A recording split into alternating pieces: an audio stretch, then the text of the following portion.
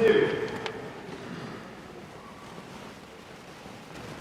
Take a look at this story that we've been enjoying in dramatic fashion from Jackie Gang for the last several weeks since we've been leading up to Christmas.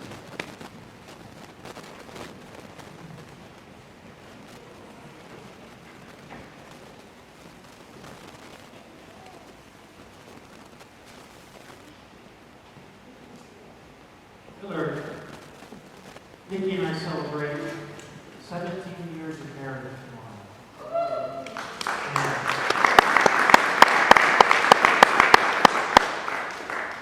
And it dawned on me this morning in bed, as I was thinking about that, and thinking back to our wedding day, to the vows, thinking about for better or worse.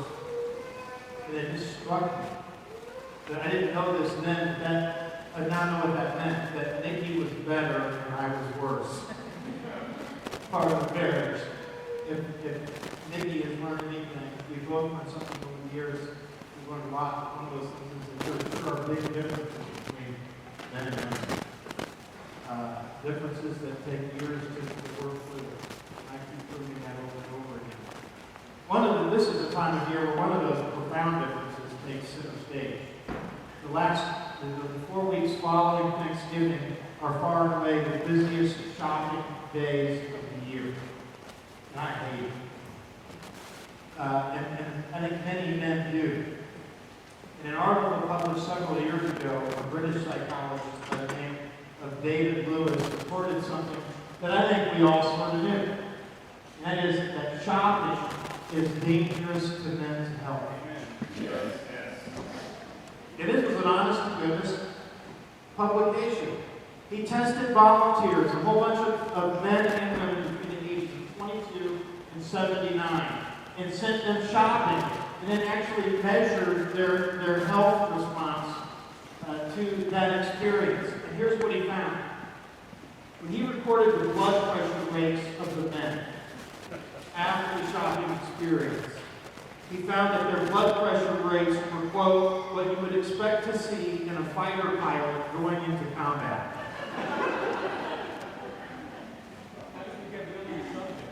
Yeah, only 1 in 4 women showed any signs at all of having endured that experience.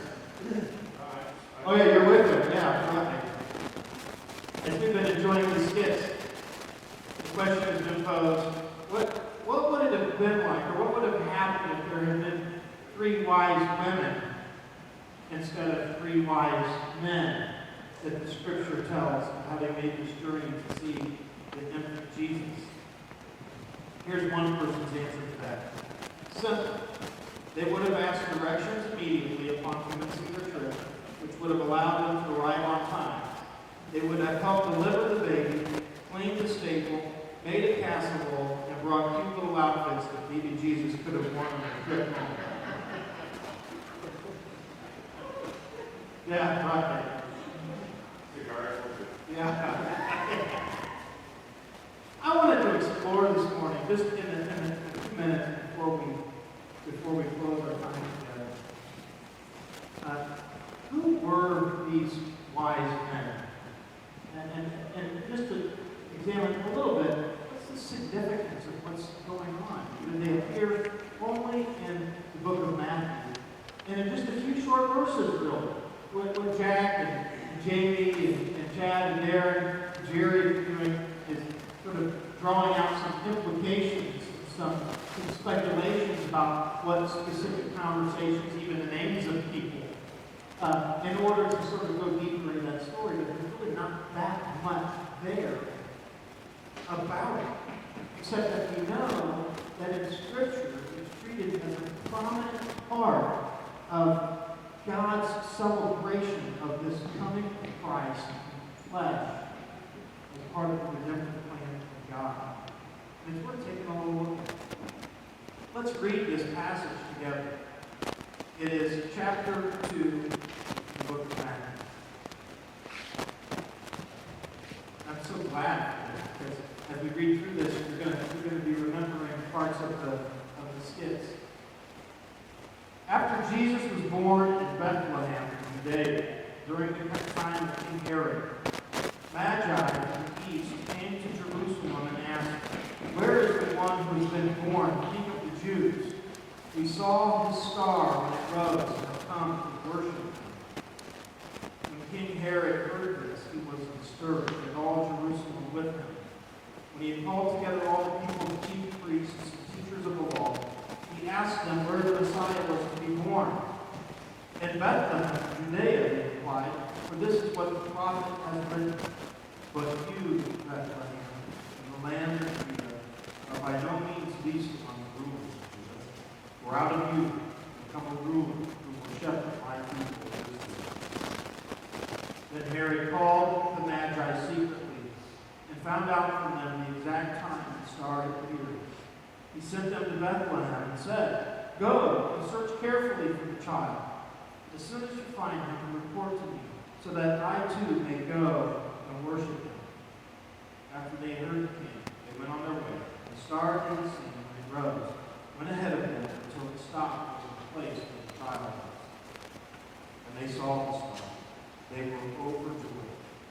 On coming to the house, they saw the child with his mother Mary, and they bowed down and worshipped him. Then they opened their treasures and presented him with gifts of gold, frankincense, and myrrh. And having been warned in a dream not to go back to Herod, they returned to their country by another route.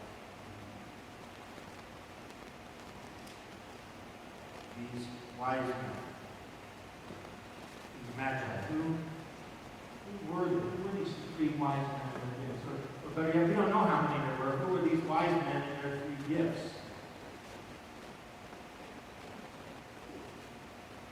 We have to go back about 500 years in order to get a sense for the backstory, which really is fascinating in understanding the dynamics of all that's going on, and these men from a strange and foreign place being called into the very scene of God's redemptive plan for all mankind. About 500 years earlier, 1,200 miles east of Jerusalem, we find a land between what is today Iran and Afghanistan. And in that place, in that land, lived a people called the Medes. And the Medes were a powerful tribe that had united with another group of people called the Persians and established what was known as the Medo-Persian Empire. Now, the Medes had a group within their ranks that were called the Magi. And these Magi were pagan priests. And they were really fairly prominent and highly regarded ranks among the Medes people. They were these priests who were also sorcerers, and they were also political advisors, all wrapped up in one. They were experts in astrology and in the ways and practices of magic. Their wisdom and their skill made them men of great renown and respect among the ancients of the East.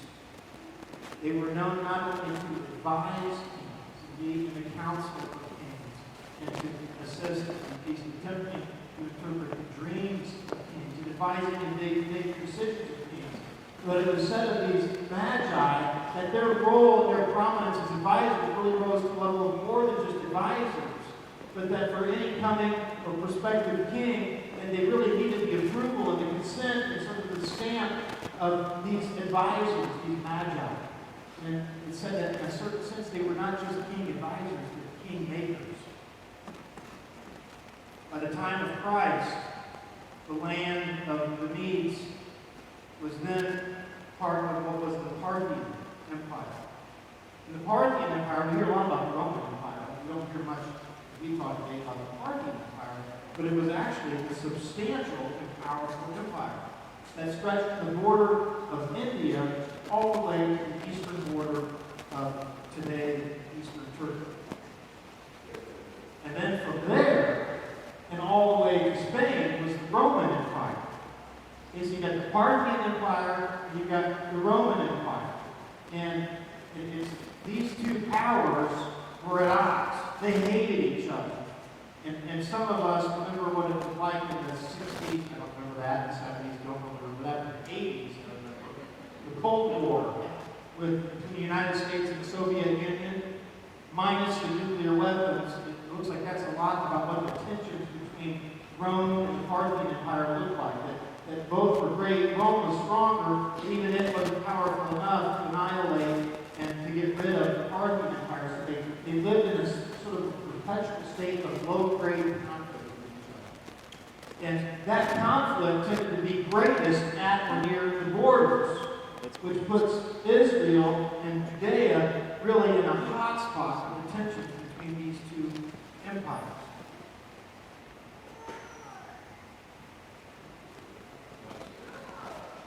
Not so different than today.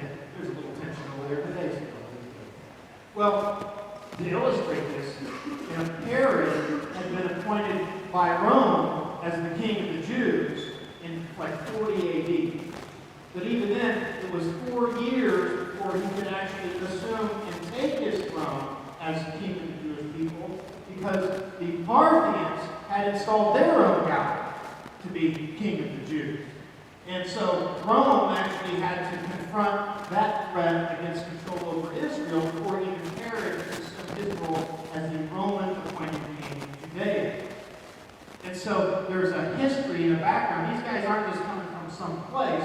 They're actually coming from a place within the empire of the enemy as they approach Herod. And now that picture we got a sense here too, the drama is interesting. Because Herod is a ruthless king who is jealous about his throne. Now, there are reports, to be fair, about Herod, as he was the king over Israel, that he could be a generous king. That in a time of famine, it said that he melted down his own gold plateware and other gold items of personal property, melted them down and sold them to purchase grain to feed the people who were hungry. There are stories of Herod being generous with the people, and that in times of economic difficulties that he would actually lower taxes in an effort to help support the people in their livelihood. These and other acts of generosity were somewhat characteristic of Herod. But at the same time, he could be tough and ruthless and vicious. In the skit, they alluded to the fact that this Herod killed 3 of his sons. So jealous was he of any threat to the throne. It said that Herod, that he loved his wife. I forget her name. Miriam or something. And he loved his wife with a passionate devotion. So much so that he had her body placed in a vat of honey for 8 years because he wanted to be near her. So after he killed her, he had her put in his honey to preserve her body for 8 years because he loved her so much. And he kills her, he loves her. He's sort of that way. And people never know whether which is coming. And so he had these 2 characteristics going on. The chief characteristic of this guy was his power. And his throne. And so here comes these guys. And they say to Herod, hey, we're looking for the king of the Jews. And he's like, I'm the king of the Jews. And they're like, well, no, we mean the real king of the Jews. And so you can imagine that scene is not just some Christmas scene that's this cute little picture in a storybook. There is a real struggle, cosmic struggle of power going on here. This God-directed cosmic struggle over the throne that's not just a earthly throne, but a heavenly one, as we're soon to find out. Another piece of this puzzle is this. Several Roman historic sources and many Greek historical sources as well record that there was a tradition and a belief, especially evident in the East, i.e. the Parthian Empire, that a great king who would rule the world would be born of the Jews. Listen to the Roman historian Suetonius, who wrote, quote, an ancient and well-established belief became widespread in the east, that the ruler of the world at this time would arise from the grave. So here come these men, these magi from this faraway eastern place, this place where there was this long-standing tradition of belief that there would be a coming king, the ruler of the world that would be born of the Jews. Now, as they're seeing the signs, they're embracing the sign of the star and understanding that it's leading them to this historic place. They are led to the very place of the birth of the child of Jesus. Now, how is it that these particular pagan priests from a distant and foreign and the Persian Empire had acquired a compelling conviction that the King of the Jews would be the ruler of the world, would arise at this particular point in history. And the answer, of course, continues to be one. And in the divine and beautiful providence of God that He had ordained thousands of years before, and even through the prophets. When we think about the fact, here's just a little side note, that several hundred years earlier, the Jewish people had been conquered finally and last by the Babylonians, and the city sacked, and the people taken into exile and removed from their country, and then taken to a faraway place into captivity in Babylon, and to the very same lands from which these magi came. And there planted seeds of the prophets and of God's word, and the kings and rulers and influences of those people in those far eastern places.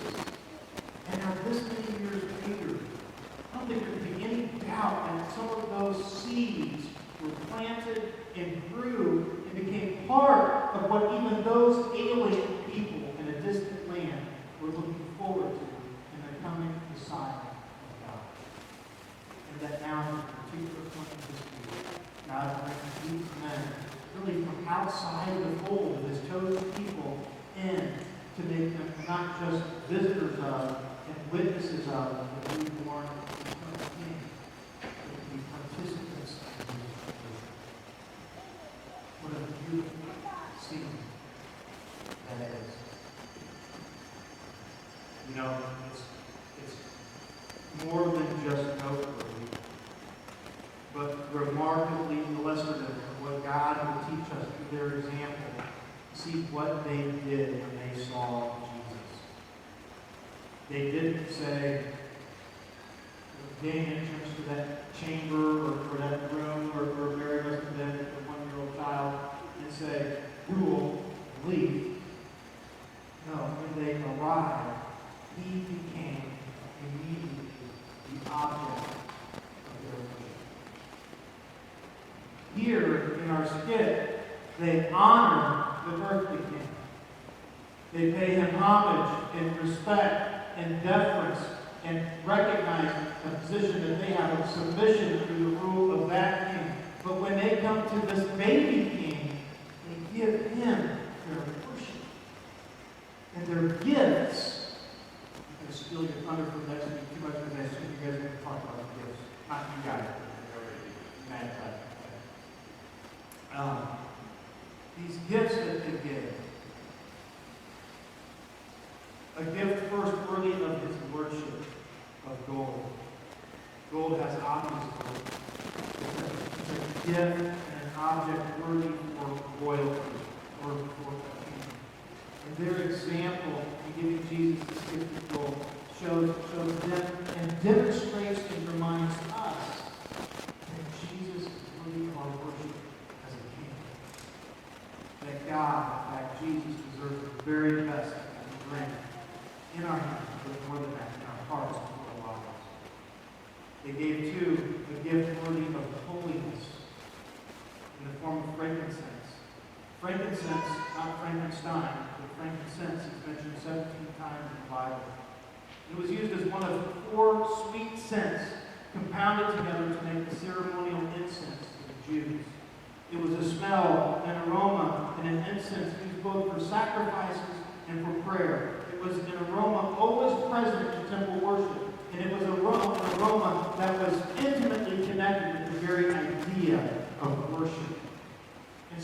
when they bring incense together with their gold, it's more than just a random choice of gifts. But an example probably evident to them, but certainly evident to us now, that it is a gift that's commensurate with the idea that Jesus is needed, is worthy of our worship. That incense has been present in the temple of God.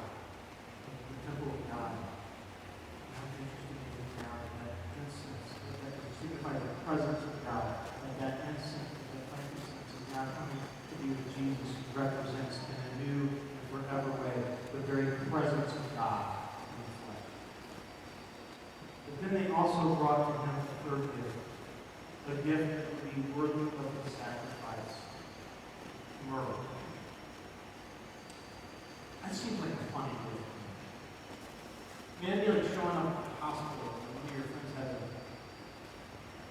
baby with an urn that they could put his ashes in when he dies in his wake.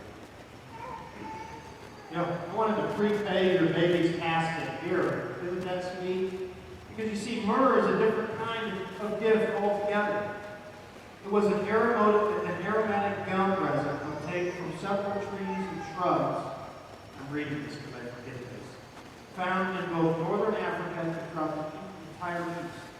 Myrrh was used in Egypt for the embalming process of mummification. There are 22 references to myrrh in the Bible. And this substance was used to anoint every part of the tabernacle in the wilderness.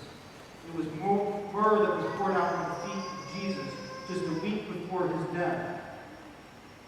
And so now how pathetic to have this myrrh presented to Jesus as an infant, as this prophetic understanding that Jesus, and here is a gift to him, is worthy of the coming sacrifice that he would make for us.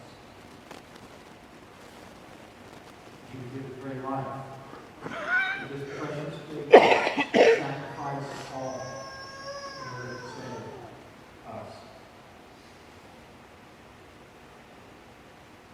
What an example that through God, through these men, God leads us in this story. I think one of the deepest aspects of the story is this truth. That God communicates that the worthiness of Jesus for royalty, the worthiness of Jesus for worship, and his worthy sacrifice on our behalf, will be given by these men.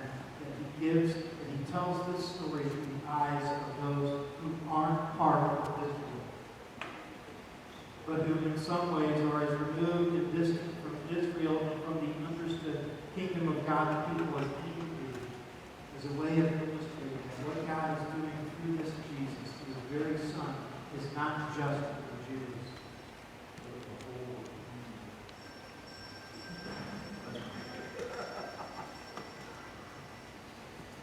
Lord, thank you. Thanks for the creativity, or the thoughtfulness of a series of skits that have really helped us to usher in this Christmas season in a special way this year. As we've been part of the journey of these wise men in dramatic form as they made their way to the very place of the baby Jesus. Lord, thank you for the story. Thank you for their example. Thank you for the lessons that we have through them and their journey. And their journey to Jesus who is worthy of their worship